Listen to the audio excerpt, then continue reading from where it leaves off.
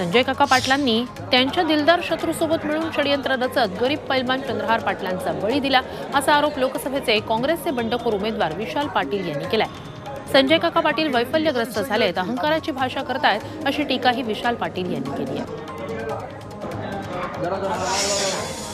Ghatkopar hoarding दुर्घटनेतील आरोपी भावेश भिंडे याला अखेर पोलिसांनी अटक केली। पोलीस गेल्या 2 दिवसापासून त्याचा शोध घेत होते। अखेर मुंबई गुन्हे शाखेच्या अधिकाऱ्यांनी उदयपूर इथून भावेश भिंडेला अटक केली।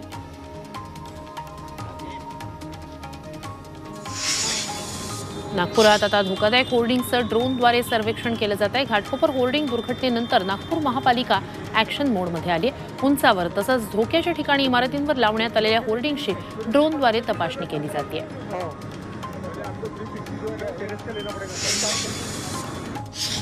आयटी पार्क असलेल्या हिंजवडीतही धोकादायक होर्डिंग्स हटवण्याची मागणी केली जाते।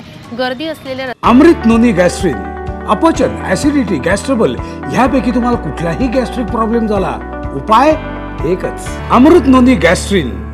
रस्त्याच्या कडेला उंच असे 2 होर्डिंग आहेत, त्यामुळे या भागातून प्रवास करणाऱ्या नागरिकांचा जीव धोक्यात येऊ शकतो।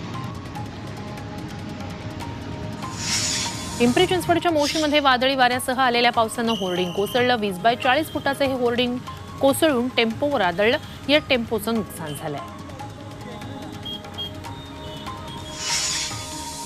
पुण्याच्या भोर तालुक्यात वादळी वाऱ्यासह झालेल्या पावसामुळे होर्डिंग कोसळलं। हे होर्डिंग आकारानं लहान असल्यानं आणि रस्त्याच्या बाजूला कोसळल्यानं दुर्घटना टळली। दरम्यान अनधिकृत होर्डिंग्सवर प्रशासनानं लवकरच कारवाई करावी अशी मागणी स्थानिकांकडून होतीये।